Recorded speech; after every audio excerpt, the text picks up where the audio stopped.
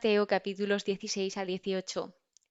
Me gustaría empezar este episodio planteando la pregunta de ¿quién eres? Y que tú también te la hagas, ¿quién soy?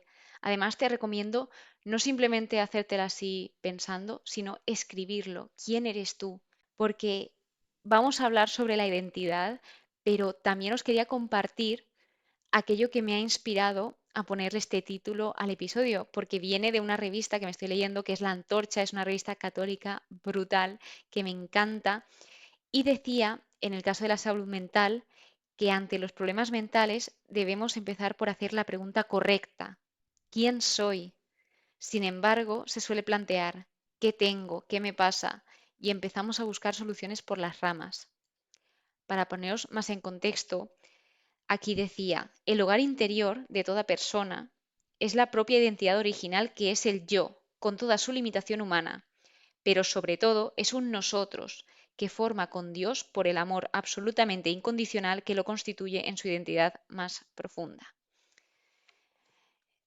Esto simplemente lo quería compartir porque me ha ayudado bastante a decir, es verdad, cuando tenemos un problema, en lugar de pensar e irte al quién soy, que nunca se me había ocurrido para nada, nos vamos a qué tengo, qué me pasa, por qué me está pasando esto. Y nos empezamos a poner seguramente ansiosos. A mí sí que me pasa así.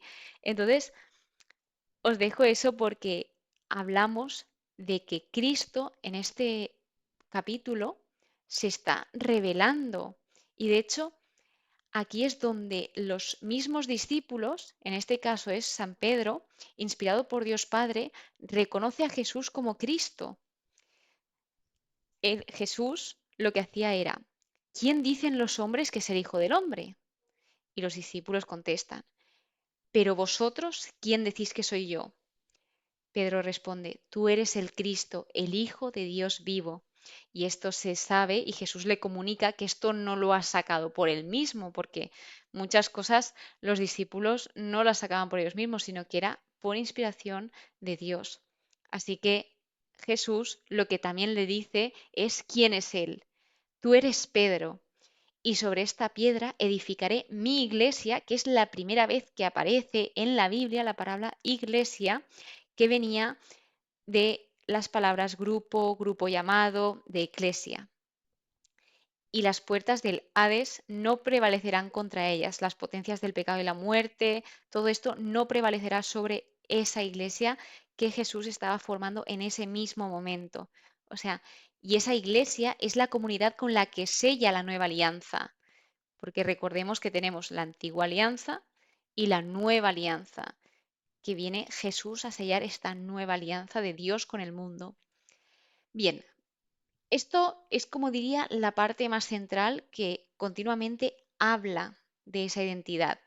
Pero primero están los fariseos y los saduceos pidiendo un signo del cielo y siempre intentaban pillar a Jesús. Sin embargo, nunca llegaban a pillarlo porque no puedes pillar a Dios, es imposible. Y hay algo interesante, y es que los fariseos y saduceos no tenían absolutamente nada en común, pero esta vez sí, y fue el ir contra Jesús, por desgracia, pero pues mirándolo así, Jesús los unió, aunque no en el buen sentido, claro. Y Jesús lo que dice aquí es que no se les dará más que el signo de Jonás, que el signo de Jonás realmente es la resurrección, que Jesús se iba a entregar por todos nosotros y al tercer día iba a resucitar. Es lo que hizo Jonás, se sacrificó a sí mismo por otros. Entonces también los discípulos comentaban entre ellos, Jesús interviene, no para de repetir que abran los ojos, que se guarden de las doctrinas de los fariseos y los saduceos, que se guarden de las falsas doctrinas. O sea, Jesús viene a abrirles los ojos, a quitarles esa venda que ellos tienen, porque en esa época, aunque no es como ahora, porque ahora es increíble la desinformación, no, la desinformación, no, perdón, la sobreinformación que hay, que al final eso deriva en desinformación, porque ya no sabes qué creerte y qué no. Aquí Jesús vino a decir la verdad, a revelar la verdad, porque había muchísimas personas desorientadas. Así que Él vino con esto y luego ya es donde Él se revela y le dice a Pedro, le otorga a Pedro las llaves del reino. Y esto le daba el poder de abrir o cerrar el acceso al reino. Pero hay algo interesante aquí, y es que Jesús les dice, no digáis que soy el Cristo. En ese mismo momento, cuando ellos ya sabían quién era él les dice, no lo digáis. Por lo menos antes de ese tiempo apropiado, cuando lo tenían que decir. Ellos también tenían que asimilar aquello que acababan de descubrir, tenían que aprender lo que eso significaba. Después de esto viene el primer anuncio de la pasión, que esto es duro, y es donde Jesús les dice que iría a Jerusalén, que iba a sufrir mucho, que le matarían y que resucitaría al tercer día. Entonces es cuando Pedro interviene, se lo lleva aparte y se niega a esto totalmente. Así que le dice Jesús, quítate de mi vista, Satanás, porque tus pensamientos no son los de Dios, sino los de los hombres. Obviamente Pedro no hizo esto con ninguna mala intención. Es humanamente lógico que alguien a quien tiene tanto cariño y tanto amor y le dice que va a sufrir y que va a pasar por todo este calvario y que va a resucitar, pues sobre todo se quedan ahí en el sufrimiento y es como, no quiero que pases por esto, pero el propósito por el que Jesús vino es para salvarnos a nosotros. O sea, es que Dios en todo momento te está diciendo que te quiere, que te ama, que está a tu lado. Jesús, o sea, Dios se hizo hombre para estar más cerca aún de nosotros, porque en el Antiguo Testamento mira que estaba cerca, pero es que en el Nuevo ya es una cosa brutal. Así que bien, pues pasa este capítulo y Jesús dice, condiciones para seguir a Jesús. Quien quiera seguirme, niéguese a sí mismo, que esto significa vivir como una persona que tiene en el centro a otros, porque si se está negando a sí mismo, es porque tiene en el foco a los demás. Tome su cruz y me siga. Quien pierda su vida por mí, la encontrará. Y este versículo, el 26, es brutal. ¿De qué le servirá al hombre ganar el mundo entero si arruina su vida? Una frase del estudio también muy buena. No puedes obtener la vida de resurrección sin morir primero. Y a mí me recuerda una frase que también suele ser muy conocida, que es, no hay domingo de gloria, no hay domingo de resurrección sin Viernes Santo. Y es bonita, es dura, pero es verdad, que es lo importante.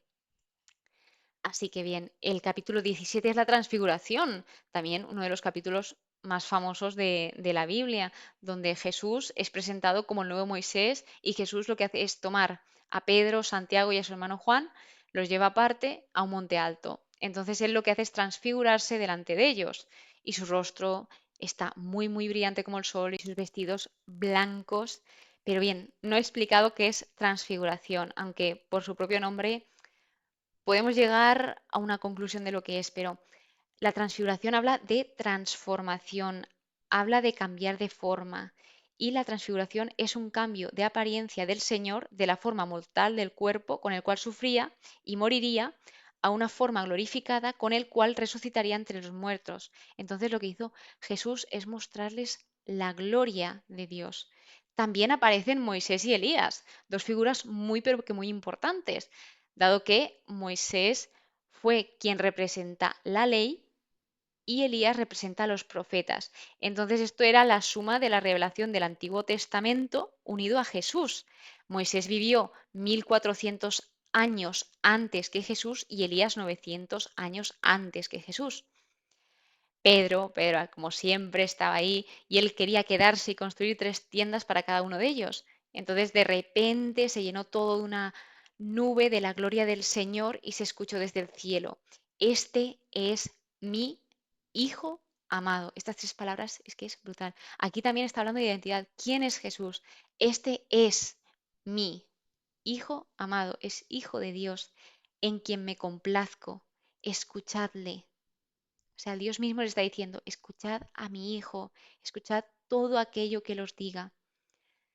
Luego, cuando sucede esto, ellos se llenan de miedo y Jesús les dice, levantaos, no tengáis miedo. Y en este momento solo ven a Jesús. De nuevo Jesús les repite, no contéis esto hasta la resurrección del Hijo del Hombre. Elías vino, pero no lo reconocieron. Entonces aquí es donde entienden que Elías fue Juan el Bautista. O sea, al revés, Juan el Bautista fue Elías, ahora con ese espíritu. Aparece el fragmento del endemoniado epiléptico, donde aquí los discípulos intentan curar a este endemoniado con ese poder que Jesús les dio, pero no pudieron. Entonces Jesús aquí viene y les explica que a esta clase solo se les expulsa con oración y ayuno. Ellos no pudieron tampoco curarlo por su poca fe.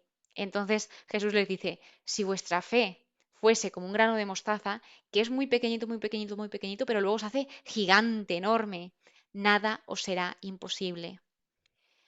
También, gracias a esto, Jesús les enseña en ese fracaso, por decirlo de alguna forma, entre comillas, Él les enseña a no entrar en una rutina mecánica, porque imaginaos que todos los discípulos hubiesen podido curar milagros así, porque sí, venga, pues voy curando y al final se convierte en un mecanismo como si fuésemos robots. Entonces, creo que también está bien por esa parte. Luego también esto les enseñó la superioridad de Jesús, porque Jesús llegó y enseguida lo curó. También les enseñó a ir a Jesús cuando se plantease un problema, a desear su presencia. O sea, les enseñó muchísimas cosas. Siempre de cada fracaso que podamos tener, ese fracaso nos enseñará muchísimas cosas. Lo debemos de ver como una oportunidad y no debemos de amargarnos por ello. Vuelve a anunciarles la pasión cuando aquí dice, ellos, los discípulos, se entristecieron mucho. Y luego se plantea un fragmento que habla del tributo del templo pagado por Jesús y Pedro. Que esto me hizo mucha gracia porque no había pensado yo en esta pregunta. Y es que aquí algunos van a Jesús y le dicen que si él no va a pagar ese tributo del templo. Así que le dice a Pedro, Pedro hace esto y paga por ti y por mí. O sea, no simplemente iba a pagar por él mismo, sino que también por Pedro.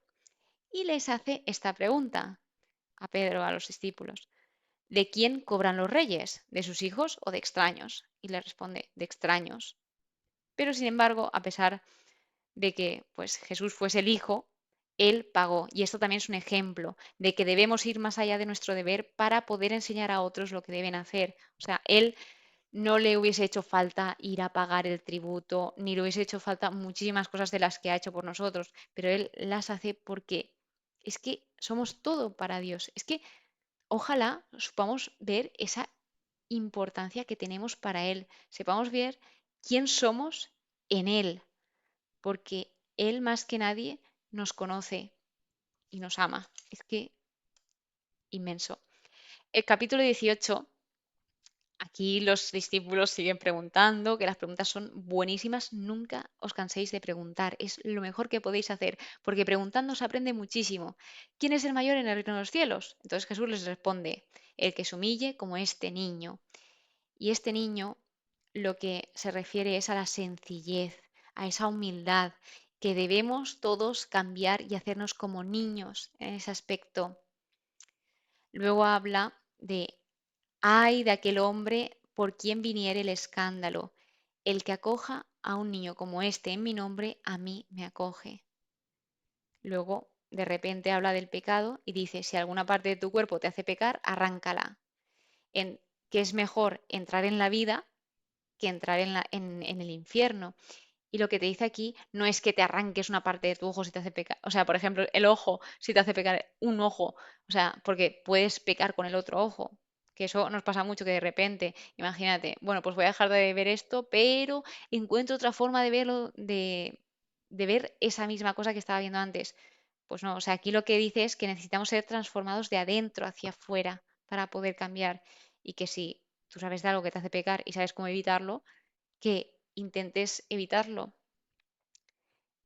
Vuelve a retomar el tema de guardaos de menospreciar a estos pequeños, la oveja perdida, de que Dios deja a las 99 en busca de la descarriada, de la oveja descarriada, de la oveja que se despista, que se desvía, y el encontrarla es una alegría. O sea, es una maravilla que si esa oveja es encontrada, es lo mejor que puede pasar. De repente habla de la corrección fraterna. Si un hermano peca, ve y corrígele a solas. No hace falta que lo humilles ante la gente. No, ve y corrígele a solas. Habla con él a solas. Si te escucha, de lujo, lo que decía aquí.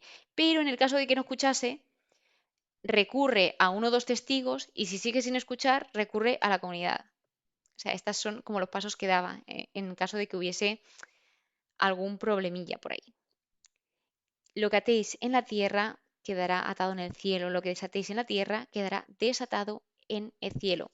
Que atar y desatar en este contexto significa atar, prohibir y desatar, permitir. Atar, someter bajo la ley y desatar, liberar de la ley. Oración en común, porque donde están dos o tres reunidos en mi nombre, allí estoy yo, en medio de ello. Lo conseguirán de mi Padre. Es decir, que la oración conjunta tiene mucho poder. A mí cuando viene un amigo y me dice, oye, ¿puedes rezar por mí? Y yo, sí, claro, claro que puedo rezar por ti, pero tú también puedes. O sea, sobre todo, os hablo de mis amigos que no creen y que se piensan que como que tengo conexión directa con Dios y es como, no, no, tú también lo puedes hacer y seguramente si tú tienes más mérito que yo, porque tú no lo sueles hacer de normal y eso es inmenso, o sea, como lo de la oveja descarriada, deja las 99 y va por la descarriada. Pues lo mismo, la oración de dos es mucho más poderosa que de uno.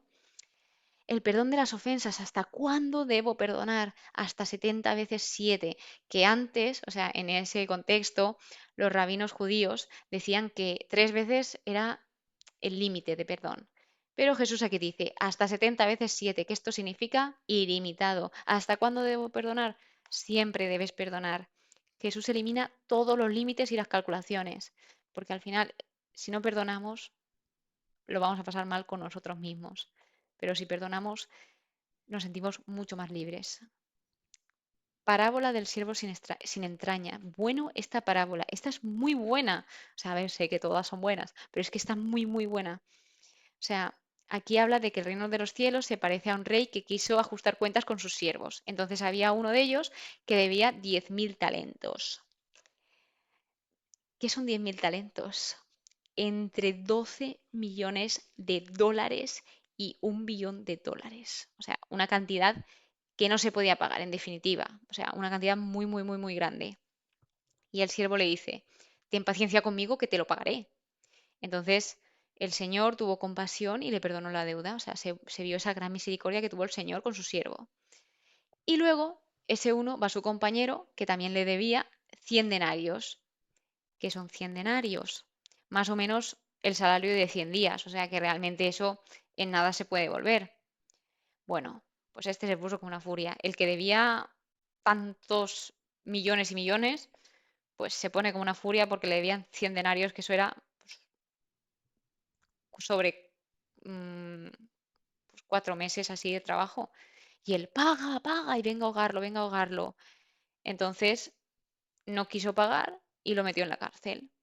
Así que, claro, el señor cuando se entera de que ha hecho esto, su siervo, dice, ¿no debías compadecerte de tu compañero del mismo modo que yo me compadecí de ti?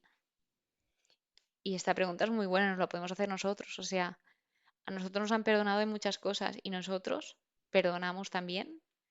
No es fácil, pero perdonamos.